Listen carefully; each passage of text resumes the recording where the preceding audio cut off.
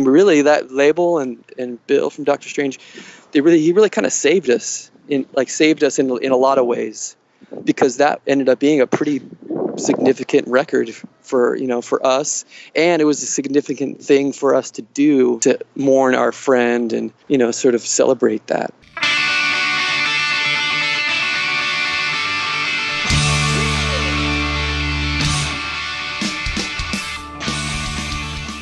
Welcome, everyone, to This Was The Scene, the podcast that takes a look back at the late 90s, early 2000 punk scene. I am your host, Mike Doyle. Gameface is a band whose music combines the best elements of punk, hardcore, emo, and pop to make something simpler and something sincere beyond a defined scene. They have the ability to reach people with undeniably catchy melodies underneath heartfelt lyrics. Thank you to Revelation Records for that write-up on your website, which I just basically stole. The record label roster consisted of Doctor Strange, Revelation, and currently Equal Vision. Thanks to an introduction from Rob from the Jersey band LWL from 20 years ago to Gameface's lead singer Jeff Caudill, I was able to set up some time to chat and pick his brain about the band's origins. I'd also like to mention that Jeff is super fucking nice, and his musical talents apparently have passed down to his daughter, who has a Bandcamp page now with some really catchy songs. So if you want to check that out, just go to melody.bandcamp.com, Melody, that's how you spell melody. Anyway, back to Gameface. I got Jeff on the phone, and we chatted for a bit, and this is what we talked about. What his high school life was like, being completely scared at his first punk show, playing their first show with Inside Out, how they started touring, what he writes about, is it odd having a daughter listen to his songs, how they got on Doctor Strange Records, his love for the Jersey scene, and a ton more. This week's episode is sponsored by Southern Tier Distilling Company. Building on 300 plus years of Western New York spirit production, Southern Tier Distilling Company puts that heritage into every bottle. Now expanding their market to New Jersey, Delaware, and Ohio, more of us can enjoy these premium spirits such as Southern Tier Distilling Company's straight bourbon, silver medal award-winning vodka, smoke bourbon, and their 2X hopped whiskey, a whiskey distilled from their gold medal-winning 2X IPA, and unicorns. I'm just making sure people are listening because I've been doing this ad for weeks now, and you probably have checked out, but yes, unicorns are in there. No, they're not. If that's like a legal thing. Okay, whatever. In addition to their spirits, also available are their premium canned cocktails, the Gin and Tonic, Vodka Madras, and Bourbon Smash. Great for camping, the beach, tailgating, and of course, the golf course. Available at Buy Right, ShopRite, and Joe Canal locations, or just ask for Southern Tier Distilling at your local liquor store. Check out Southern Tier Distilling at stdcspirits.com or follow them on Instagram at southern_tier_NJ. Southern Tier, why the hell not? Before we begin, thanks to anyone who has donated to the podcast since I started this in March, and all of the people who've signed up from the Patreon page. If you'd like to help keep the podcast alive, you can just donate as little as $1 a month through Patreon by just going to thiswasthescene.com and click on the button at the top of the page that says click here for bonus material. Or you just go to patreon.com/thiswasthescene. As a patron, you get access to bonus material that regular podcast subscribers do not get access to. And it's also $12 a year. So that's like 2 or 3 cups of fucking Starbucks coffee this week. So yeah. Or if you want to just do a one-time donation, you can click the donate button at the top of the thiswasthescene.com website. Or you don't have to pay shit. And you just keep fucking listening. And I'll love you either way. Also, before we begin, make sure you check out the Twitter page that I have, the Instagram page, what else do I got? The Facebook page. All of them are either Twitter or Facebook or Instagram /thiswasthescene. Each of these pages have just different content that I'm posting. And, I have a YouTube page too, which I'm going to start doing some video on once I figure out what the fuck I'm actually going to make some videos of. So go check those out. Feel free to subscribe, leave a review, and share this with anyone who would love some nostalgia. With that said, let's get started. Yeah, I mean, it's super casual conversation, and thank you for, fucking doing this. Yeah, no problem. Sorry about this morning. It's been, an eventful couple days. My daughter starting high school, and it kind of came down like a ton of bricks.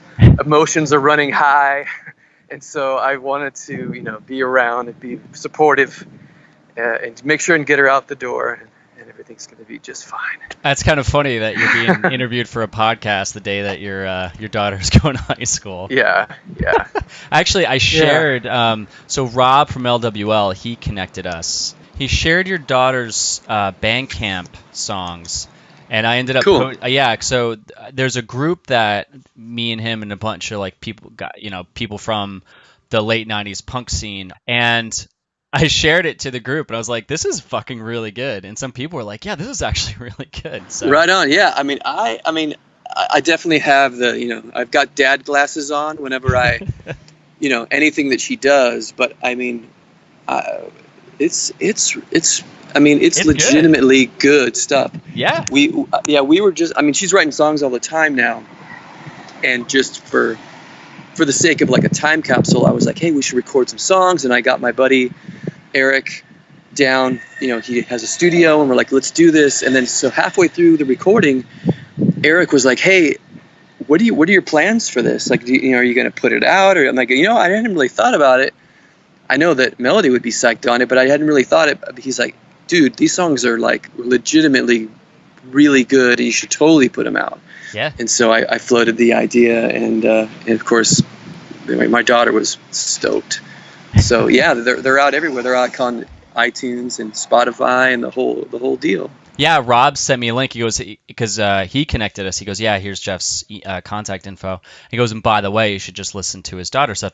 And like, I'm not like, I'd say, yeah, I'm like kind of picky. When someone just sends you a link when they're you're like, all right. Yeah. I'd be skeptical, like especially if someone's kid. I'd be like, yeah. I played the first song and I text him back. I'm like, dude, this is fucking really good. He's like, I know, right? Yeah, no, she's so she's that's so great. Something. Yeah. No, I mean, I'm more excited about what she's doing than anything I'm doing right now. So it's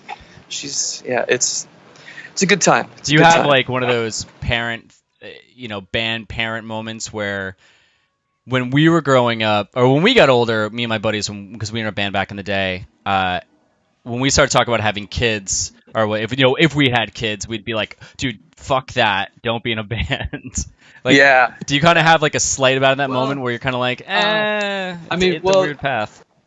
Well, I mean, my thing. I mean, I went to college and I kind of graduate. I mean, I didn't graduate, but like.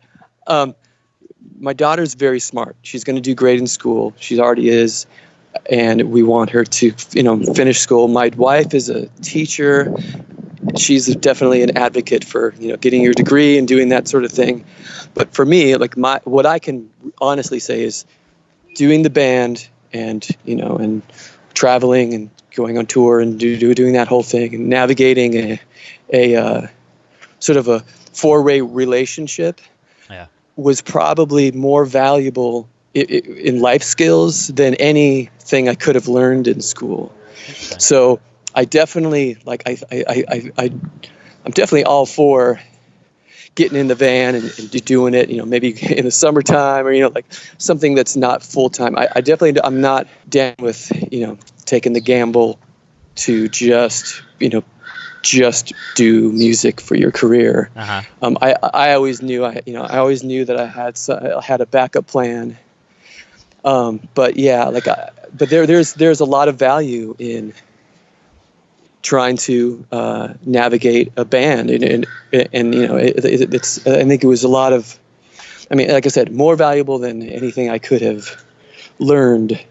We definitely learned, I learned how to like deal with people, deal with different personalities, and get what you need. It's a total. Yeah, it's totally skills. Totally. So there's a lot to be said for that. But yeah, like if she says during like the middle of her junior year that she's going to drop out of high school and go on the road, there might be there might be a discussion. Yeah, right, exactly. So yeah.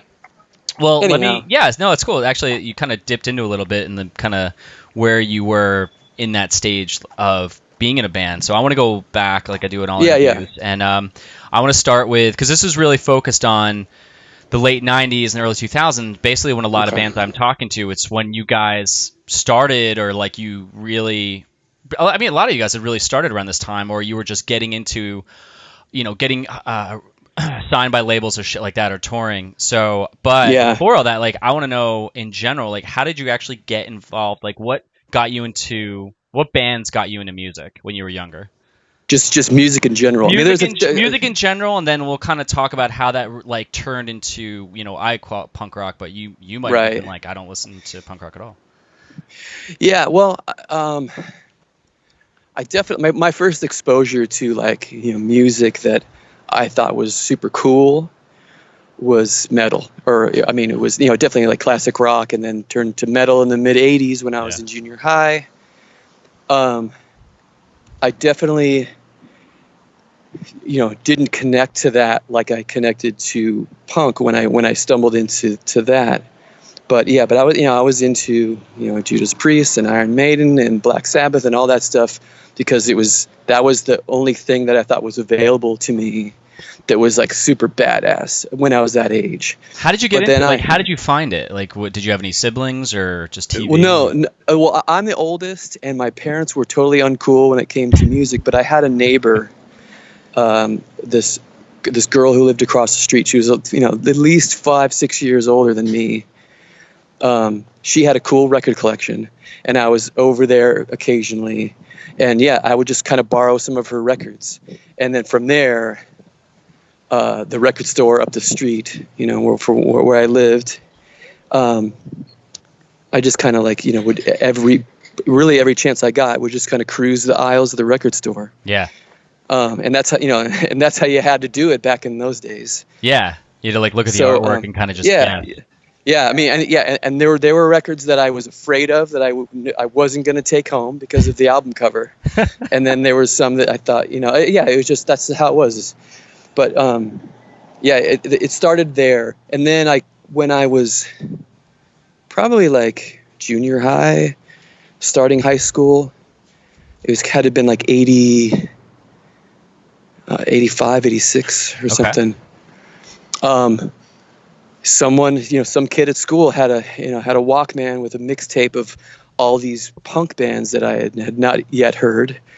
And that really changed my life. I remember, like the Descendants and 7 Seconds and Black Flag and Adolescence and Youth Brigade and all that stuff kind of came all at the same time. And then I met a few kids that were into that. Like while I was into metal in junior high, I kind of knew of that stuff, but it seemed kind of threatening. Yeah. To me. But then once I heard it, I was like, oh yeah, this is actually stuff that like I can really relate to. So that's kind of where it started getting into the punk scene, and that was the late 80s. What was it about like the bands that really that you said relate to? What does that mean? I think that first of all, they didn't look like fucking cartoon characters. like a lot of the metal that I was listening to. Like I thought it was awesome and it sounded cool, but when I look at the pictures of them, head to toe and leather and spikes and makeup and whatever, I knew that just wasn't me. But I could tell listening to a lot of the West Coast punk that I first got into, like Black Flag and Descendants and Adolescence and all those, Social Distortion. I could tell that they were just regular guys. Yeah. And I could, and from what pictures you could find, they looked like regular guys, Yeah. And so, and they were talking about stuff that I was completely, I could just relate to. I could relate to, being bored at school and being obsessed with girls that aren't into me and things like that. It wasn't, dragons and swords and stuff that what I was listening to before. Yeah. But it sounded, but it was just as aggressive and just as fun. It was stuff that was real. What was your like high school life like? Were you part of like any specific crowd? Well, I think I've been talking about this a lot lately with my daughter who just started. I kind of split my time between a few different crowds because I didn't really feel like I completely fit into any one of those social scenes, you know. Yeah. I for better or worse, I played on the football team. Okay. But I ended up just being like, when I started off, I felt like I wanted to play football, but I learned very early on that really wasn't my thing. But I stayed on, and I just was the kicker, just because I also played soccer. But I definitely had, I played soccer and I ran track, and I was on the football team, and I was just a kicker. But I liked a lot of those guys that were, you know, all the jocks, but I didn't fully connect with. I definitely didn't connect with a lot of them, but I didn't really super connect with them. And then there was like this guys who, you know, didn't play sports, they were into music, into like, you know, punk, and at the time was kind of like new wave and kind of trippy, whatever.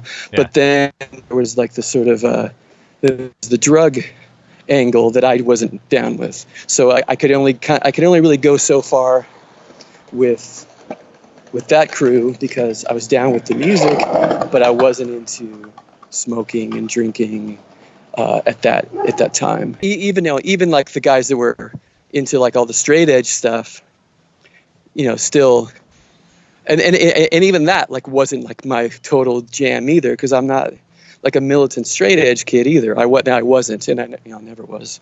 Yeah. So I did sort of bounce around between social groups.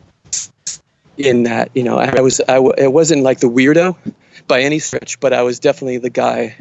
I was like the artsy kid who could play sports, and could hang with the burners, and, you know, and can write songs. So like, when did you actually start writing music? Like when you were little, did you have this kind of vision of just being like, you know, a quote unquote rock star? Like when you're looking like, oh, I want to play in a band one day.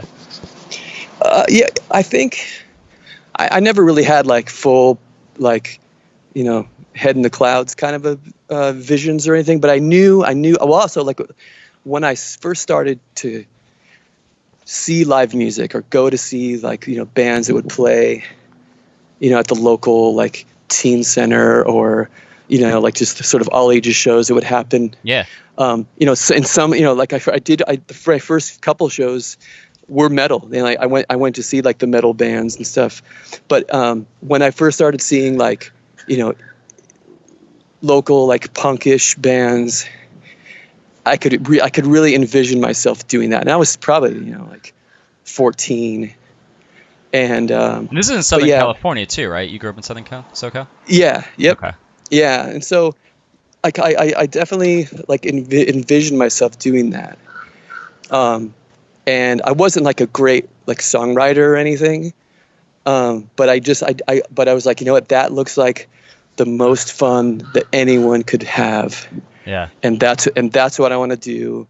And then so I had to try to find people that were doing that, and there wasn't. I mean, especially at the time, nobody was in bands, and nobody was really playing that. You know, like it's at my school. You know, because this was like I said, late 80s. So yeah, like what was the scene like then in the late 80s? Because I mean, I was a little young to really know what the, you know, real scene was. The scene was fucking violent, actually. Like when I first made it to like my first few punk shows, I was scared. I was like scared for my life. You know, because I was like maybe a freshman or sophomore. And when I went to like my friend who was older, who I'd met, who ended up, you know, being in a band with, you know, later, a year or so later, we went to my first punk show. It was 7 Seconds, MDC, Verbal Assault in like 1987 at this really scary punk rock club in Long Beach. I had never seen anything like it, and it was loud, and it was like fucking really sweaty, and I swear I thought I was going to get my ass kicked. But when it was over and when everyone made it out alive, it was like, oh my God, this is the best thing that I've ever done. When are we going to go again? You know? Yeah. So, it seemed very scary. And there were still like, I mean, definitely if you hear about all the stories of like Black Flag and all those the mid or early 80s to mid 80s, there was a lot of violence, a lot of, cops beating up, all the punks and all that sort of stuff. And it was sort of at the tail end of that. And I was going to shows that were a little less crazy, I guess, but it was still like it had that element. There was always a fight or two. There was always like some, there's always some sort of cop situation, like at the end of the show, but it wasn't like people getting beat down or anything. Was there like a certain show that you look back on from then where you're like, holy shit, I can't believe I actually saw that band play? Let's see. Well, like that whole era, like I saw a lot of bands that were not yet on their way. Like I think, like I saw like Bad Religion when they were just before they got huge. Wait, did you say Bad Religion? You cut out there for a second. Oh yeah. I saw Bad Religion. I saw the Descendants before they broke up the first time, and in like the late 80s. Oh shit. So I saw Social Distortion tons. Like that was probably the band I saw the most. Wow. Yeah, it was like all that, and like I said, like those bands like Adolescence, DI. I saw DI a lot. So like, at what point when you started seeing these shows did you go like, all right, I'm doing a band? Like when did you start the band? Like you're like, fuck it, all right, let's go.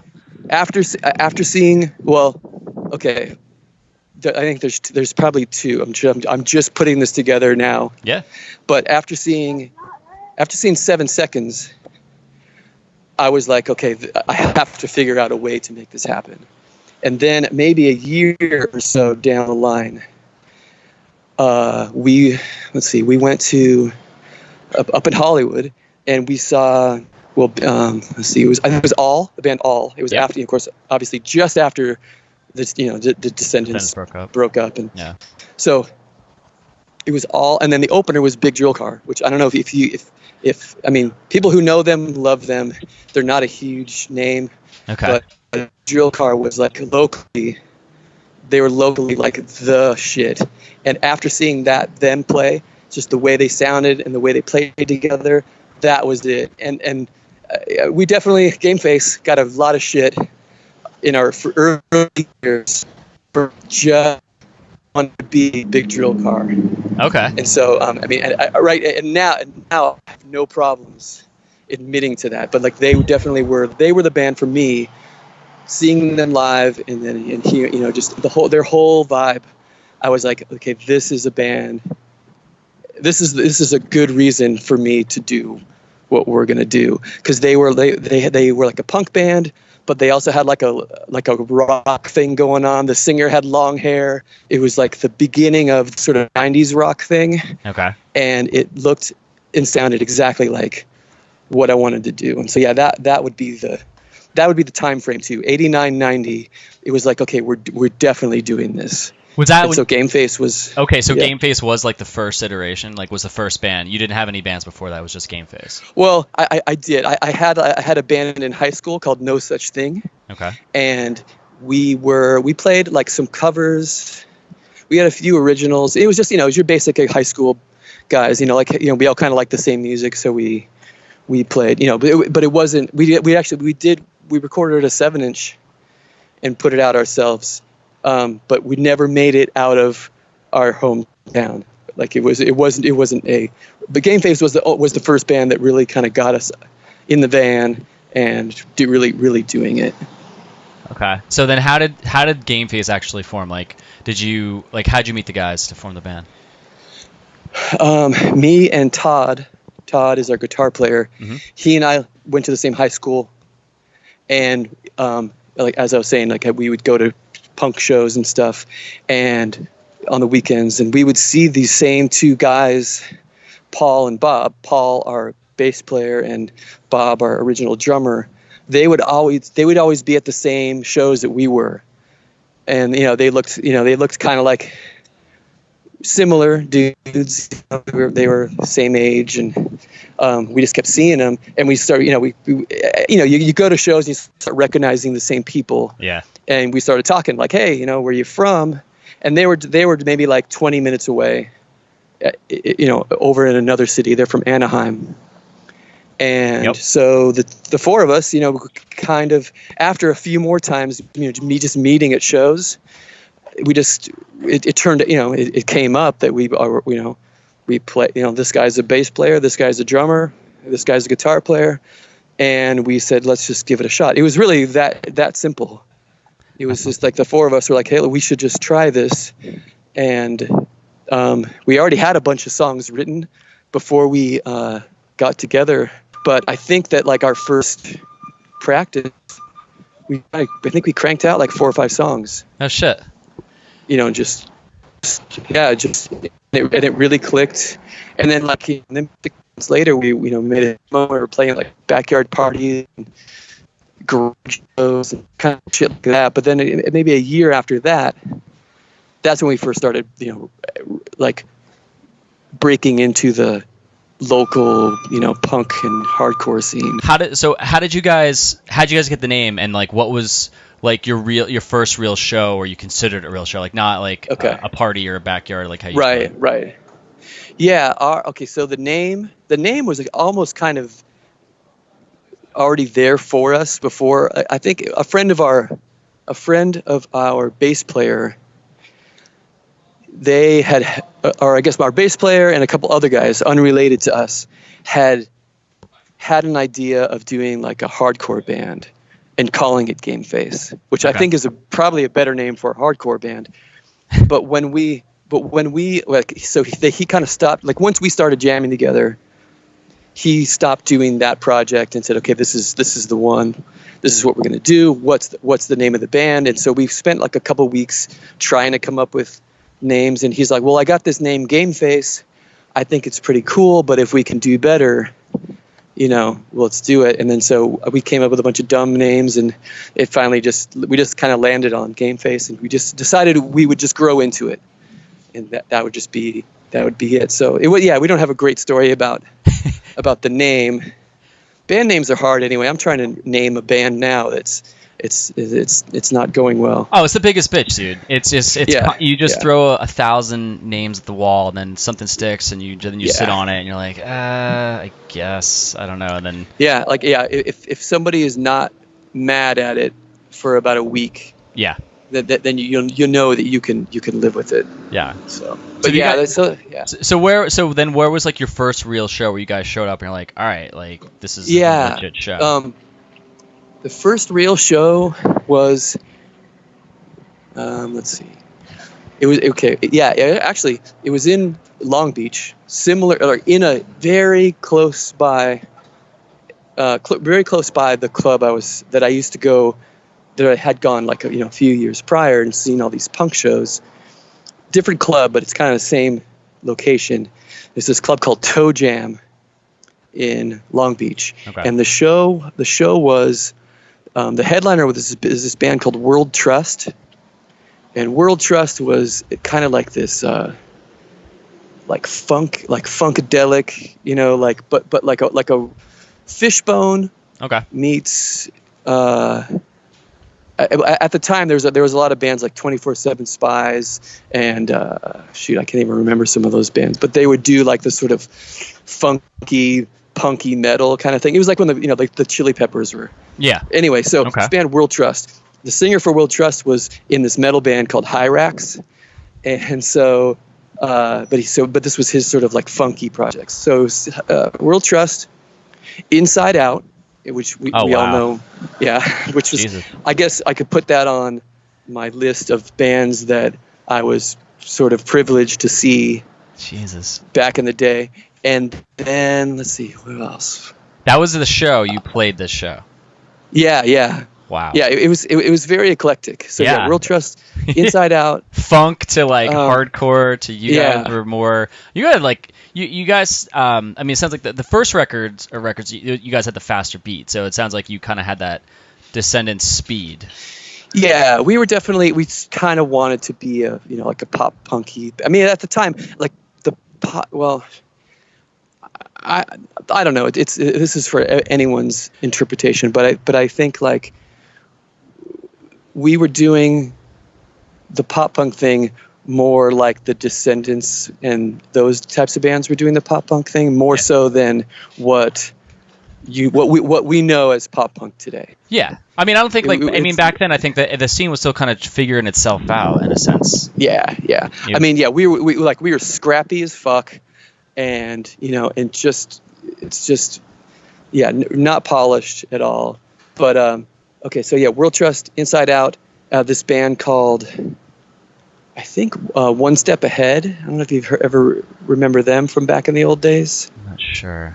I can't remember, and then another band that was on our label, because our first record was on this label Nemesis Records, and they kind of ran the gamut of styles and stuff. And there's this, I think Point Blank, this like hardcore band.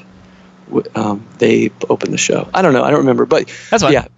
But anyway, very eclectic show with Inside Out and World Trust. It was our first introduction to the scene. And I think it was to mixed reviews. I think we more good than bad, but yeah, that was our first. And then after that, we played that club probably like at least once a month that year, and then from there just kind of. So what year is this around? Is this like 94, 95? No, this is like 91. Okay. Oh wow. Yeah. I think 91. Yeah, because I think by 92, when we made we made the album, that club was closed and the scene had already kind of changed a little bit. But yeah, this is 90, definitely not before 92, because 92 was our first tour. Okay. Yeah, so talk about that. Like, did you guys have a sit-down conversation as a band back then and say this is what we want to do? I mean, especially, going back then too. I mean, I'm talking to bands typically. I've talked to bands on other episodes where they and my old band, we had started off in 97, where that between 91 and then, I mean, things were kind of building, small building blocks to get to where it was, where you could go on tour. So, how did you guys put together that first tour, with this vision of we're gonna fucking go for this to get somewhere? Right. Well, it's hard. It's hard for some of these youngsters to imagine, but this is how we did it. Of course, let's keep in mind there were no cell phones. There wasn't really an internet. Yeah. We put a couple ads in magazines, one in Flipside and one in Maximum Rock and Roll. Yep. And said, basically, it's here. This is our band. These are the bands that we like, and this is kind of what we sound like. And if you want to send us a couple bucks, we'll send you a tape. And if you are in a band, anywhere in the country, and you want us to play at your club, give us a call. And we had a phone number and everything. And so, we put an ad in those magazines, and I just sort of accumulated phone numbers and friends, and it was like the original Facebook. I got a bunch of fucking friend requests from these bands all across the country, and that's kind of how we did it. And so I was like, okay, these are our contacts. These are bands that are doing the same thing that we're doing, and they sound really cool. Here are their tapes. And I said, we can go on tour this summer if we want. We can just drive, get a van, and we'll go and we'll play with these guys, and we'll see what happens. And that was kind of like that's totally how it happened. A lot of these people, a few of them I'm still very good friends with today. And it's crazy. We just met because, they saw an ad in the magazine, and they thought that we would be a cool band to play with.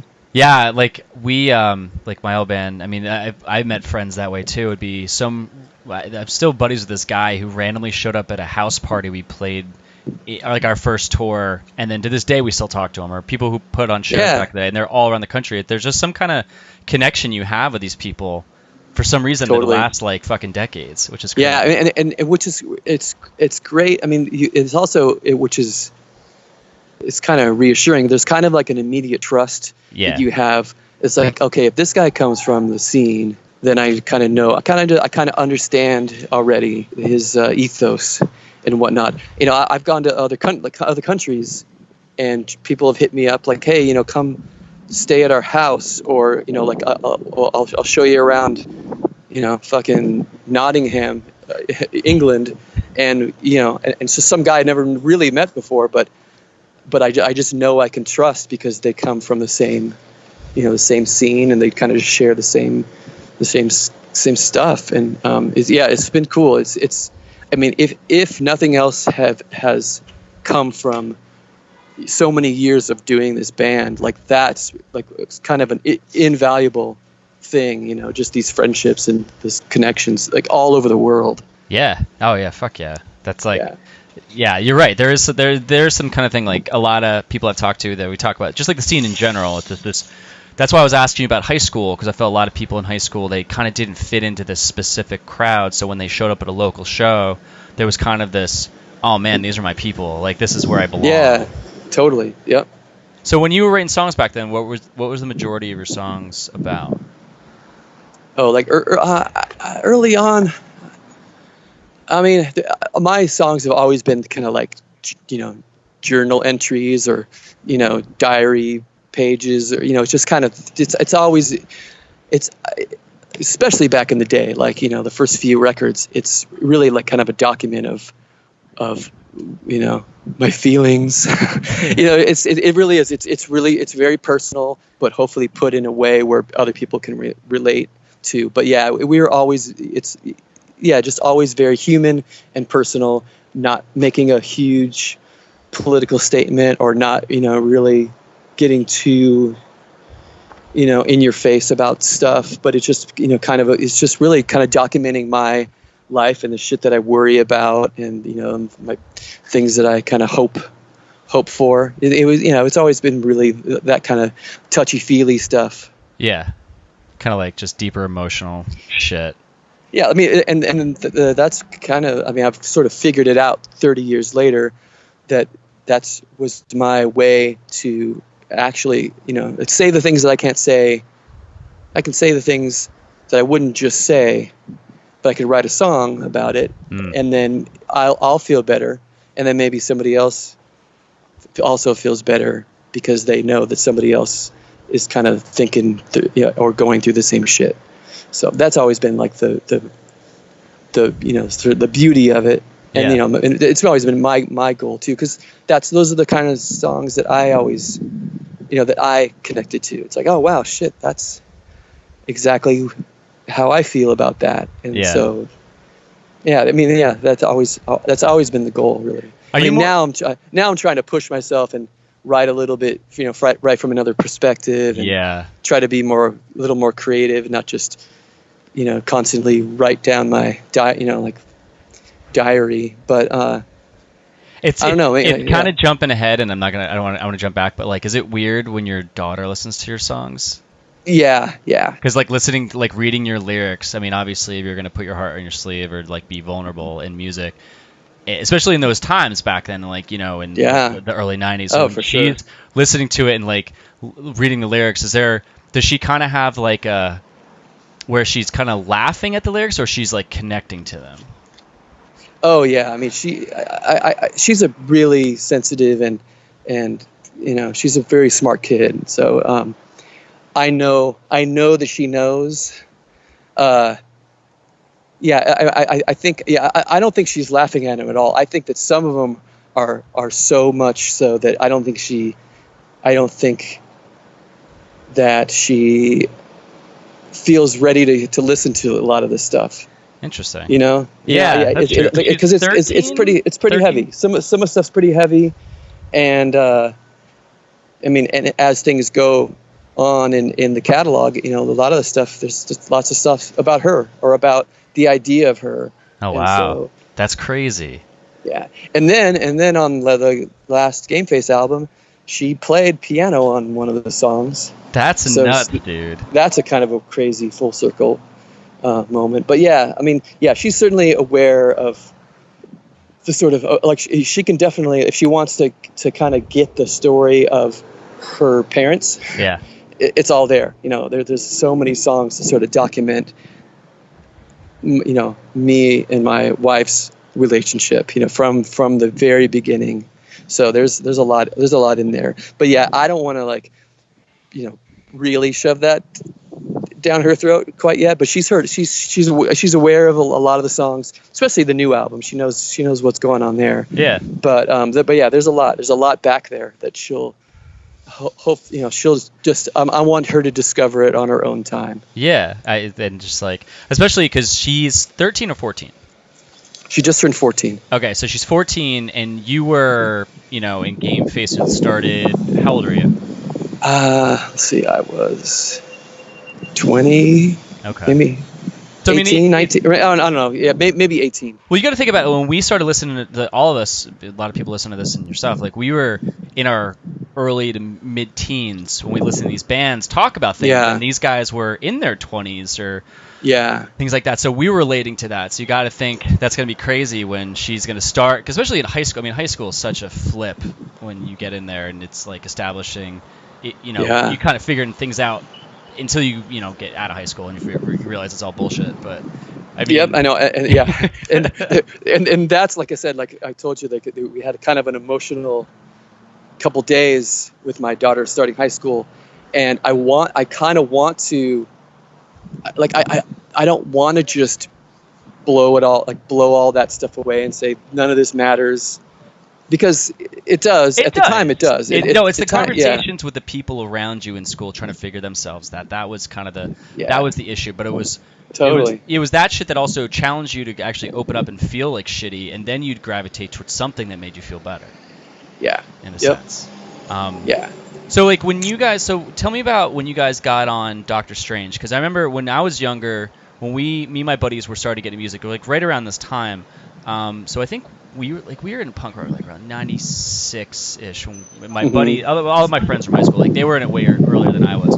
But I remember this album cover because it always stood out to me when I started playing bass, and I always remembered looking at that, and for some stupid reason, I always wanted to get the bass that looked like the one in the cover. Oh yeah. Because there was something about it that just stood out to me. I don't know why, but I'm kind of just going out, just a roundabout way, but no, it's cool. So how did you guys get on Doctor Strange? Because Doctor Strange back then was a very significant label to it was one of those labels, Fat or Epitaph. I always felt were kind of the pinnacle labels, but Doctor Strange was just there, or just a little bit where Hopeless Records was around, and other bands record labels like Fearless and shit like that. So how did you guys get connected with Doctor Strange? Yeah, that was kind of strange also, because I guess looking back now, it's I don't know how much we really belonged there. I guess the timing was right. I feel but I mean, so we put out our first album on a small local indie label called Network Sound, and without getting too much into this, unless you want to go down that road, our original drummer committed suicide in 1994, and that was after our first album and tour, and it was a mess, as you might guess. And so there was a moment where we didn't know, we kind of didn't even think that we were going to even do the band anymore, and it was a long summer of what the fuck, and wow. it was hard, and it was hard leading up to it, because it had a lot to do with drugs, and it was very scary, and it was a mess. But after a month or two, we stayed close, the three of us, and we were like, I don't want to just kind of lose everything. I don't want to lose everything all at once. Yeah. And I feel like the best thing that we can do, and maybe it's a selfish thing, but let's keep the band together. Let's write some songs together, and maybe that'll be good therapy.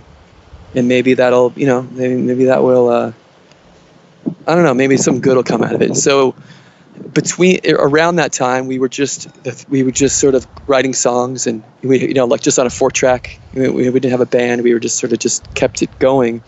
But around that time, I got a letter from an actual mailed, printed, written letter from Bill from Doctor Strange, and he said, "Hey, man, I know that you guys are, sorry for your loss, and I know you guys are kind of still reeling from stuff, but I just wanted you to know that I feel sorry for what has happened, and if you guys ever want to do another record," and I said, I don't know what your plans are, but if you do, I would love to help out. I'd love to be involved in any way. And through that, I thought it was kind of weird. It's kind of out of left field when I got it, but through all that, no one else, even the label that we were on, no one else like even reached out at all. Yeah. And so it was like, well, maybe this guy is actually as nice as he seems. And so, yeah, we pretty much just said, yeah, let's do this. And so the songs that we were writing and recording on a 4-track and stuff, that became 3 to Get Ready, and that was on Doctor Strange, and that was like really that label and Bill from Doctor Strange, he really kind of saved us in a lot of ways, because that ended up being a pretty significant record for us, and it was a significant thing for us to do to mourn our friend and to sort of celebrate that. And on the back of the album is this box. It's got all these like pictures and stuff kind of stapled to it. And that was a box that Bob, our drummer, had made, and inside it he put this really long, rambling, drug-addled letter to all of us. Wow. And that was it was really heavy. So that's the back cover. And then the front, we wanted something that shows the three of us basically just doing what we do. We just said, look, we want to be on the cover, but we don't want to be on the cover. But we want to show that there's 3 people and that we're fucking, that we're a unit. And so that's where the cover photo with Paul way up in the front. Yeah. Is the bass, and you can kind of see me in the background. But yeah, like that was it. So yeah, so 3 to Get Ready was that was the one that really put us on the map. I would bet that's the record that you first heard. Yeah, that was, because that was the record I remember. Like, this is right around the time where we're all buying everything, or my friends are buying everything on the thank you list. And then the name always stuck out to me. I always loved the name. I thought it was just such a cool fucking name. And then that record, I remember like we had that. We'd like play those songs. That was the initial one that my friend had got.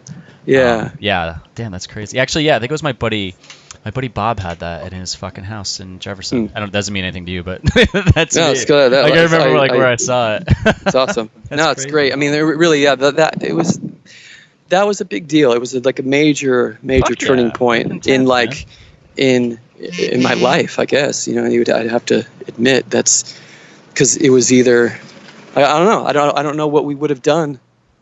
I don't know how things would have gone if we just kind of walked away, and I'm sure it would have done music somehow. Were people fucking weird about it at all that you guys kept playing? Was there any some negative shit about that? I mean, we definitely thought about are people going to think that it's insensitive for us to continue playing? But all the people that were close to us totally got it. And, I don't think so. I mean, if there was, I didn't know about it.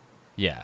And then like when we went on tour after that, we had a lot of people, come up to us and say, and talk about it, and like, hey, I had a friend who also committed suicide, or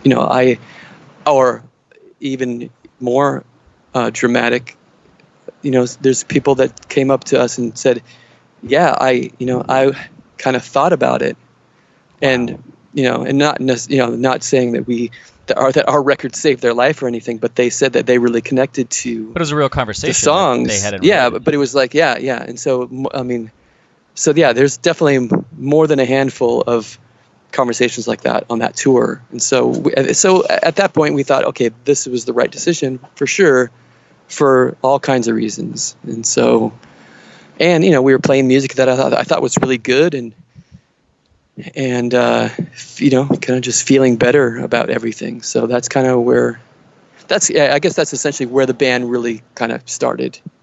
We were around for a few years before that, but that was the thing that kind of threw us into the scene, and we kind of became a part of that. Yeah. And like, I'm not going to keep harping on this because I know it's probably a very touchy subject, but did you find that there was something about the next batch of songs that you were writing where you kind of felt you should like touch on that a little bit, or did you kind of just break away from that and just focus on writing all the other stuff you were writing about? Well, I mean, if you pay real close attention, there's a lot of it within all those songs. I mean, there's a couple songs that are specifically, kind of pointed to that, and then that whole album is there's a lot of underlying moments and messages and things like that. But yeah, it was very heavily influenced by and written for that reason. Yeah, no, I can totally imagine. I mean, it's like you write about what's in front of your face, and that's a pretty huge fucking thing in front of your face. Yeah.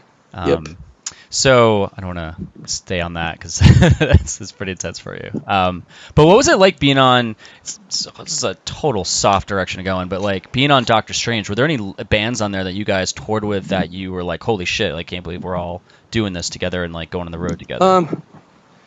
Well, I mean, that was our introduction to the band Brown Lobster Tank, which we ended up stealing 2 of their members, and we have them in the band now.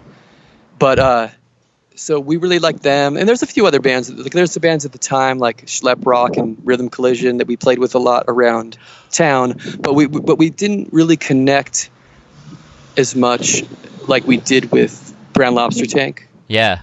And so those guys were, we are very similar in sound and in, just as people. And so, jump to 2018 or even jump to 2000 probably. We, Guy, the bass player, and Steve, the drummer, they've been in the band since 2000. That's fucking crazy. Yeah, I mean, to think about it now, there's like a 10-year gap where we didn't do anything. We broke up in 2003, and then we got back together in 2012. So that's 9 years of kind of iciness. Things happen, but everything's good. Everything's good now, but yeah, I mean, shit, life is long. It really is long, and you never know. You never know what's going to happen. Yeah, that's crazy. Like, did you guys during that time when you guys were on Doctor Strange, and I mean, it looks like you were on Doctor Strange up until about 99 when you got in Revelation, but were you guys making a living off this, or were you coming home from tour and then working jobs? Oh yeah, no, never once were we able to really make a living. We always it's like get a job that'll allow you to leave for a few months at a time, or just get a new job. But yeah, it was tough and that's why we, only kind of got to, our 30s or 30 or whenever it was, late 20s, where we were like, fuck, I don't know if we can do this and, and justify this to our wives. So that's kind of where, and that's where we had a lot of disagreement about what the band should be, like what part it plays in our lives. Yeah. And so that's kind of where that's where we sort of imploded. Sorry, keep going. Yeah, I mean, I guess that would put us around like 2002, where we put out our last record and then immediately broke up because we just couldn't be on the same page.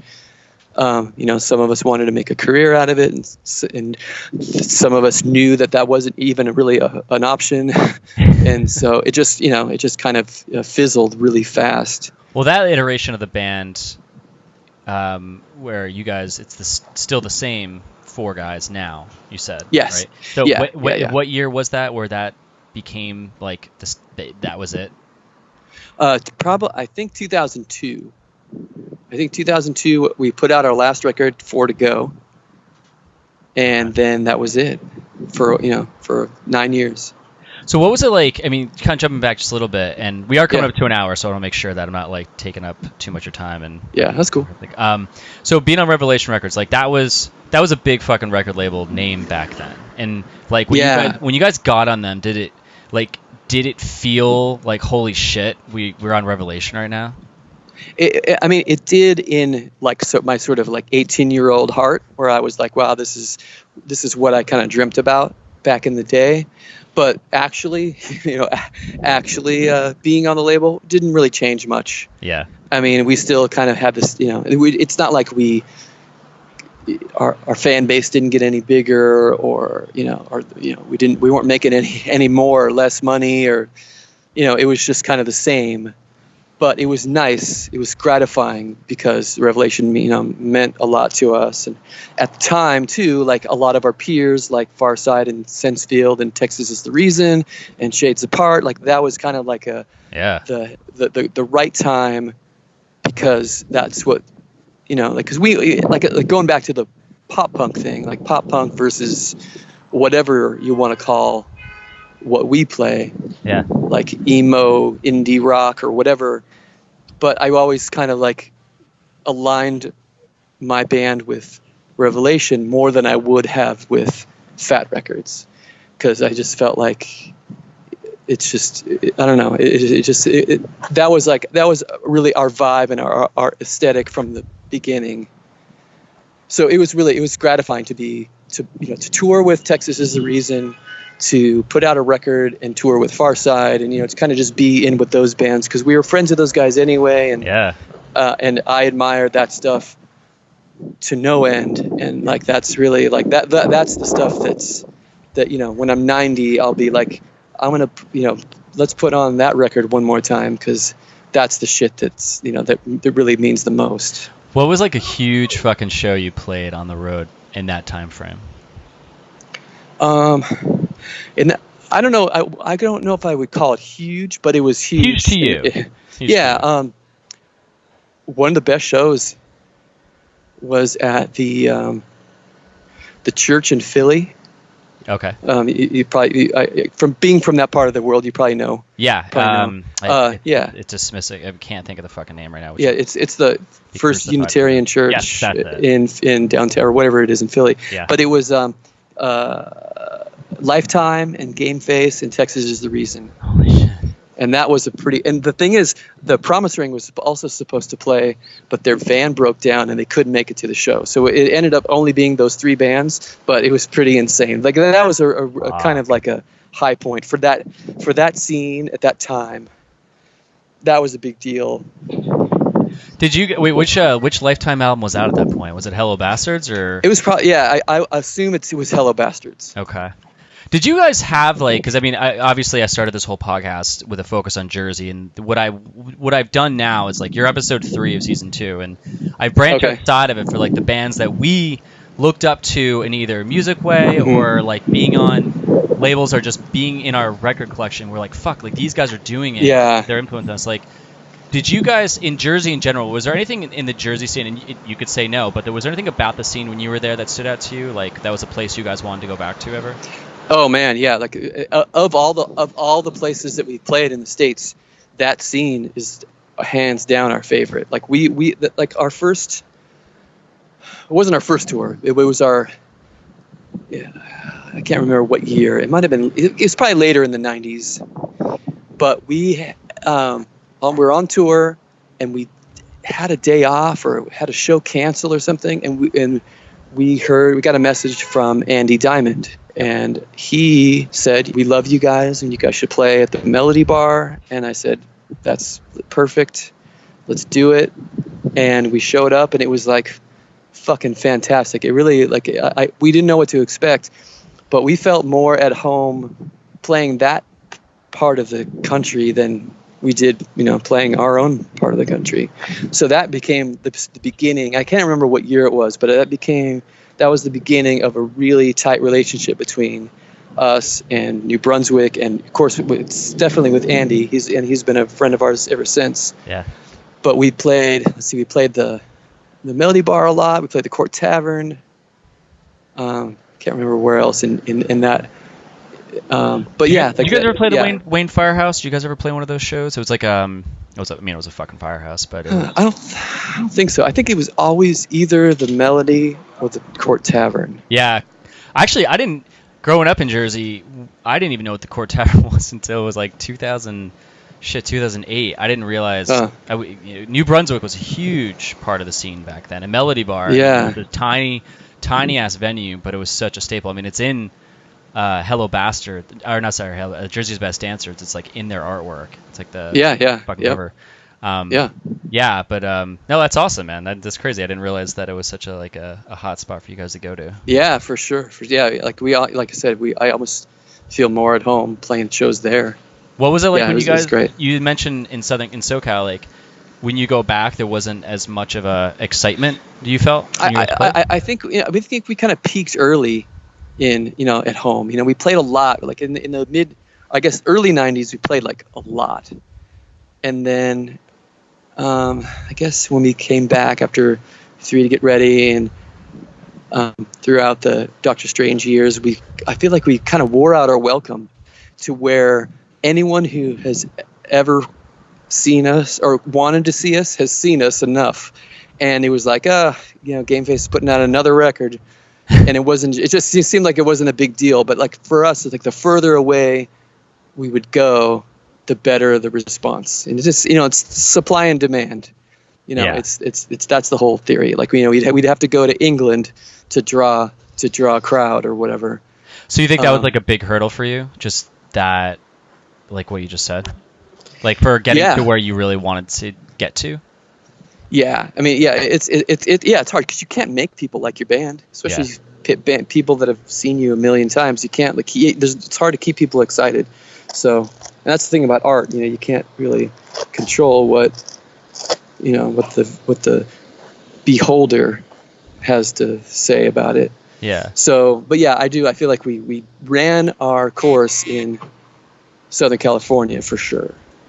Yeah. Even now, like when we play the very, very rare reunion show type thing, we went to Japan in February, and we came home and played a show at home, and it was good. It was it was cool, but it didn't feel like it did back in 1996. Yeah. So. Yeah. So my drummer of my old band, Sean, you guys had connected, I think, for a little bit back in the day. I think he printed a few shirts for you in like top 5 for screen printing. Do you remember this? Like, yeah. So Sean, he's a huge fucking Gameface fan, and he's always been. Oh, maybe he's the guy that moved to Florida. That's him. Yeah. Yeah. Okay. Yeah. I'm getting those guys mixed up. Yeah. Yeah. Rob is still in Jersey, and Sean. Sean moved to like Tampa, and he had top 5 records. He had the screen printing back in the day. Yep. Did you ever do the House of Merch, where he was printing like shirts on demand for you guys? It was like on this web store. I think we only did. It was like just that one, like it was like the summer shirt that we did, and I don't know if it was on demand thing or whatever, but yeah, it was just a very short-lived thing. Yeah, because I was working with Sean at the time, because I've been doing graphic design forever, and he mentioned that to me. I was like, oh yeah, I think I remember setting up the file for that, or like setting up the file. For the store right on. But he had a question. He was like. So I said to him, I was like, dude, throw me some questions, because, your chance to ask him some stuff. So he had a couple ones, but they kind of sucked. So let me ask. All right. He goes, he asked, like, what were the subjects you like to write about, which we kind of covered earlier. But he said, specifically, I'm interested in the song called Balance, and what is that really about? Right. Huh. I'm trying to get back into that headspace. So it's from Always On. Yeah. No, I mean, I know, I remember the song, and I certainly remember the time. Now that you're putting me on the spot, maybe I'm not going to be very eloquent, that's for sure. Okay, without giving away the names of the characters involved. So is it like something where you know exactly what it's about, but you're trying to kind of? Oh, okay, okay. Yeah, and it's definitely it's a song about, navigating relationships and whatnot. Okay. But but this was a rare one that it's not necessarily about my life. There was a like a let's call it a love triangle happening in proximity to the band. Okay. And I was trying to kind of to put that situation. I was trying to be sympathetic to that situation. Okay. In a song. Go on. for yeah. Yeah. This is going on 20 years old, so it's okay. So that's I guess that's just, I mean, if Sean and I sit down and have a beer, we can go into a lot more detail. Sean, sure. Fly out to fucking Southern California. Yeah. Jeff will tell you all about it. Yeah. Looking back now, a lot of the songs, like some of the songs, kind of only work in the time frame that they were written in. But then a lot of the songs, some of them almost mean more now than they did then. Or like I kind of speaking of that album, the song "Awkward Age" on that album, and I thought I was like being really poetic and thought I was dropping some knowledge when I wrote it at age 30, and because that song was about turning 30 and trying to get my shit together. But listening to it now, like the songs like that, there's some songs that kind of age really well, and they kind of even become even more profound. More profound than I thought I was being when I was writing it. Interesting. Yeah. So it's one of those where you feel like that one holds up to like where you're at right now, like. Yeah. It holds up in the way that I was thinking about when where I was in the time when I wrote it, and I'm thinking that was nothing. That was not worth the tears, man. Like now, now I can write that song and really mean it. Interesting. So, yeah. Do you find that you have like a specific like following? Like when you guys show up, there's people who show up there, they're like super fucking stoked to be there to see you guys play. I think at this point that's really all we have. We have like a handful of people that are fucking super stoked and who have been like waiting, crossing off days on the calendar, and that's about it. Like we have a very small but very dedicated and devoted following. And it gets smaller. It gets smaller every year. That's for sure. Yeah, I mean, those are the people that you fucking want to show up, though. Yeah, but we've had to come to terms with that and be okay with, we're going to play for these 30, 40 people, but we're going to all have the time of our life right now. Yeah. And who cares what the fuck is going on outside of this room? Yeah, because there's no one's looking at the scene report, or no one's checking there's no no one really has their head in the clouds that we're going to finally turn this thing into a career. It's only about, especially right now, it's only about the love of the songs and for the people that love them. And it's really the only thing that you can really, you can really count on. It's just, that's really the only thing left. Well, you got to think too. That's fine. I mean, your last record you put out on Equal Vision, and it's like, when that was right, and Equal Vision, they've definitely put out some albums where they've still got touring bands and shit like that. And like right around that time, they were like getting bands who were touring constantly. So when they signed you then, was it someone on the label was like, we know you guys aren't going to tour that much. We know you've been broken up for a while, but we just really want to just get a fucking Gameface record. Yeah, no, that's exactly it. And the guy was like, I've loved you guys since I was 18 years old. And I would be so stoked to put this out. I don't care if we sell 10 copies, but it's amazing. This is what we're gonna. And he was like, such a fan, and so we had to be really realistic and be like, this could you could sell only 10 copies, but that was definitely, that was entire thing was a labor of love, because I know Equal Vision, they're on to bigger and better things. They've got bands that like fill really big rooms, and they're selling hundreds of thousands of records in some instances. That's gotta feel kind of badass though. Like this record label that is doing those kind of numbers. They hit you up. They're like, look, like huge fan for a long time. I'm fucking doing this. And you're like, wow, like that's gonna feel pretty badass. Yeah, no, it was great. And the thing is, like, and I always remind the band of this sometimes. Like the most fun is every moment leading up to the record coming out. It was so fun to like, to kind of like make that deal happen, and then record the album and write the songs and get all the album artwork and make the video and do all the shit. Because everyone's like, anything could happen. They're like but then the moment it comes out, then it's like, then that's when you start feeling guilty that this dude really, he put a lot on the line to put out this record for a band that he loved, for 20 years, 30 years. And, and it's fine. We're friends and everything's cool. And I think that it was respectable. But in our hearts we're like, dude, we're gonna blow up. we're gonna sell so many records. But no, that did not happen.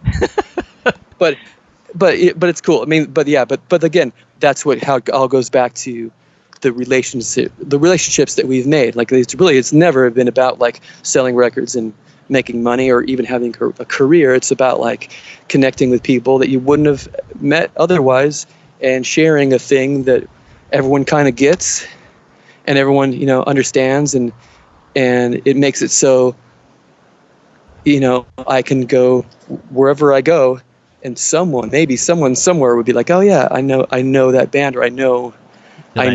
Yeah. Yeah. And so it's great. And it's why we're talking on the phone right now. It's like, it's no, like, just like it's a normal thing, and that's the whole reason why. And the fact that we've remained like this sort of kind of small band, but still kind of been around. It's pretty amazing. I don't know how often that happens.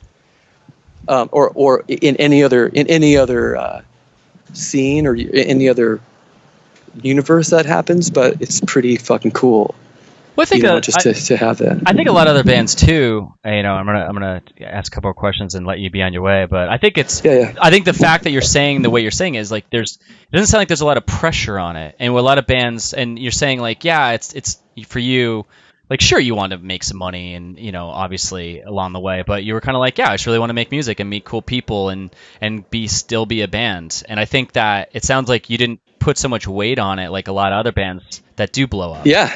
I mean, the best thing that ever happened to us was us breaking up and then getting back together when we were too old to matter anymore. Because it really, I mean, like there's no pressure, and it really makes you like, and all that time, and it really makes you think about and understand and get back to the reason why we started doing it in the first place. Yeah. And it's, all the pressure's off. I mean, we're going to Brazil next week. What? So, we're playing 2 shows in Brazil. Holy shit. For the same reasons as I was just saying, like some dude, there's a festival happening, and we were asked to do this festival because we were someone's favorite band. And we're playing. Yeah, it's gonna be insane. That's crazy, dude. But who deserves to do that? It's really crazy. So, like we are just trying to keep things in perspective and be gracious and feel as fortunate as we are. Yeah. To even just have any of these opportunities. So it's crazy. Yeah, it's the whole Brazil thing's wild. That's fucking nuts, dude. Yeah. So awesome. Yeah. Do you just fly down there and they just have equipment for you? Yeah, it's all we already kind of just today got our equipment list to them and the whole deal, and it's all set up. That's wild. It's gonna be really crazy. That's so cool. Yeah. All right, man. I'll ask you a couple more questions, and I'll let you be on your way. Sure. Do you still go to shows now? Yeah. I go to. I might go to different shows, but I go. I'm still always going to see live music, that's for sure. I mean, I'll go to. I don't go to like hardcore shows or anything, but I go to, bands I like, and I'll take my daughter to see bands that she likes. But yeah, I'm still out there. Is your wife as into music as you are? Yeah, she definitely is. She doesn't, she just doesn't play like the rest of the family. Yeah. but yeah, oh yeah, for sure. Okay. But like the sort of going to shows thing has been definitely like a father-daughter bonding thing. That's rad, man. That's yeah, so cool. I mean, all three of us will go to some, but there's a few that my wife would be like, okay, I think you can take this one. That's awesome. So, what would you like to plug to anyone listening right now? I don't know. I mean, honestly, like we had talked earlier about. Like I said, I'm more excited about my daughter's record. That could be what than anything. Yeah. So I definitely I would like people to check out. People of any age, but especially the younger, hipper crowd, should check out my daughter's music. It's on Apple Music and Spotify, but the most direct way is her Bandcamp page. It's melody.bandcamp.com. Okay, so and it's a 5-song EP, MELODY. Yep. .bandcamp.com. Yeah, and I've got one of those too, and all my solo records are there on mine as well. And I believe it's just the same thing. It's just Jeff Caudill, JEFFCAUDILL. Yep. .bandcamp.com. There may well be a Gameface single next year. All right. That's something to look forward to. Like next year, meaning since it's August right now and almost and 2019 is right around the corner. Yep, that's what we're thinking. Okay. Yeah, it'll probably be early next year. Yeah. This is the one I always end every thing with. But what scene ethics do you still hold on to this day? Ooh, scene ethics. Oh, well, how are we going to define scene ethics? Well, I mean, a lot of what I was just telling you, like, how if someone comes from our scene, there's definitely that, that automatic trust. And I definitely try to return the favor where the favor's been done to me. Like, my door's open when, people come to town, on vacation with their family. But if it's a friend of the band, a friend of a friend of the band, they're a friend of ours. And so that's kind of a thing that we like to keep up.